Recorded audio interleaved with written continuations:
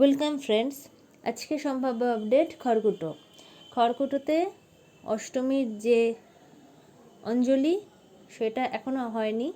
এটা চলছে সপ্তমীর যারা যারা অঞ্জলি দিতে ইচ্ছুক ছিল তারা তারা অঞ্জলি দিয়েছে।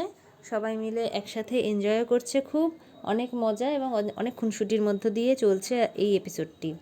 তারপরে গুনগুনকে বলেছে সবাই যেহেতু শাড়ি পরে আসতে, যেহেতু বাইরে থেকে বিদেশি প্রফেসর আসছেন সৌজন্য, তার জন্য গুনগুনের বলেছিলাম আগের দিন শাড়ি পরাটা খুব প্রয়োজনীয় হয়ে দাঁড়িয়েছে, মানে সৌজন্য চায়, এই জন্য গুনগুন গেছে। এবং যারা যারা চলে আসে তারা তো চলে এসেছে, তাই নিয়ে তো জ্যাঠাইয়ের খুবই রাগ, কারণ সবাই আস্তে আস্তে চলে আসছে, গোটা বাড়ি ভিড় হয়ে যাচ্ছে। আবার কেউ কেউ যে গিয়ে আর থাকতে চাইছে না, মানে বাড়িতে গিয়েও থাকতে চাইছে না, আবার চলে আসছে জ্যাঠাইয়ের বাড়িতে। তো সেই সব নিয়েও চলছে গণ্ডগোল। এর মধ্যে কিন্তু অঞ্জলি দেওয়ার পরে পরে জাস্ট সেই স্যারের এন্ট্রি, বিদেশি যিনি সে তার এন্ট্রি হয়ে গিয়েছে। তিনিও অঞ্জলি দিতে ইচ্ছুক এবং বলছেন যে আমি অঞ্জলি দেব। তখন পুরোহিত মশাই এবং বাড়ির সবাই বোঝালেন যে অঞ্জলির একটা স্পেসিফিক টাইম থাকে, সেই টাইমের মধ্যেই দিতে হয়, এবং অঞ্জলির টাইমটা পার হয়ে যাওয়াতে আজকের আপনি অঞ্জলিটা দিতে পারবেন না, কিন্তু নেক্সট ডে অষ্টমী, তো অষ্টমীর দিন যদি টাইমে আপনি কিন্তু অঞ্জলিটা দিতে পারবেন, তো একটুখানি ওয়েট করতে হবে। তো স্যার ভীষণ এক্সাইটেড, উনি খুব খুশি, ওনার কাছে কোনো সমস্যা নেই তার জন্য। তো উনি বললেন যে ঠিক আছে, সব তাই চলবে।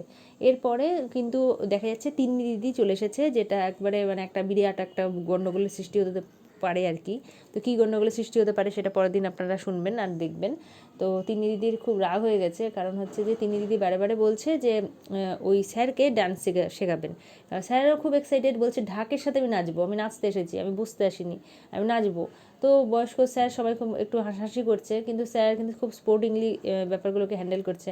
হাসাহাসি বলতে যে কে নাচ শেখাবে, এখন পটকাকে নাচ শেখাতে বলা হয়েছে, পটকা বলছে যে ঠিক আছে নাচ শেখাচ্ছি আমি, বলে যেই পটকায় গিয়েছে, সৌজন্য বলে পটকা তো নিজে নড়তে চড়তেই পারে না, নাচ কি শেখাবে, ব্যাস আর যায় কোথায়।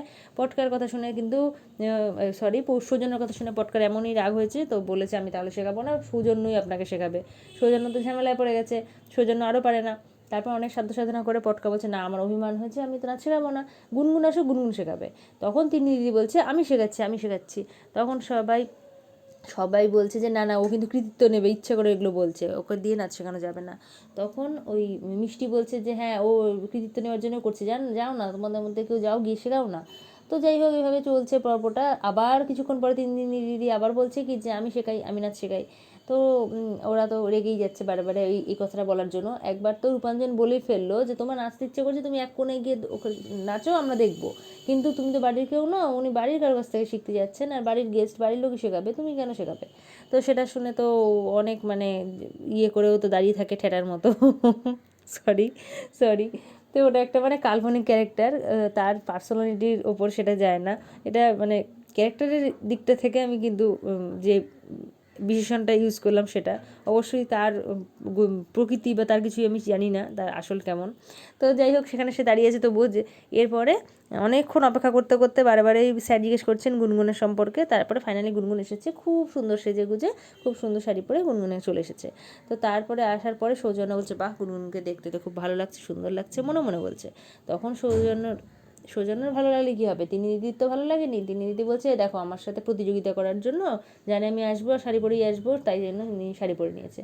তো তারপরে স্যারের সাথে গুনগুনের পরিচয় হয়, এবং গুনগুন বলে যে মানে গুনগুন নাচটা শেখাতে যাবে, এরকম একটা কথাবার্তা হতে হতেই হঠাৎ গুনগুনের চোখে পড়ে যে তিনি দিদি চলে এসেছে। আর গুনগুনের চোখটা নিমিষের মধ্যে একদম পুরো মানে মাথায় একবারে রক্ত উঠে যাওয়ার মতো একটা চোখ হয়ে যায়, যে রাগ হয়ে গেছে। এরপরেই তো দেখা যাক কী হচ্ছে।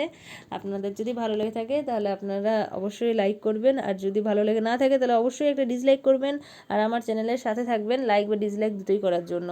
থ্যাংক ইউ এতক্ষণ আমার চ্যানেলটি দেখার জন্য, আপনাদেরকে অসংখ্য ধন্যবাদ।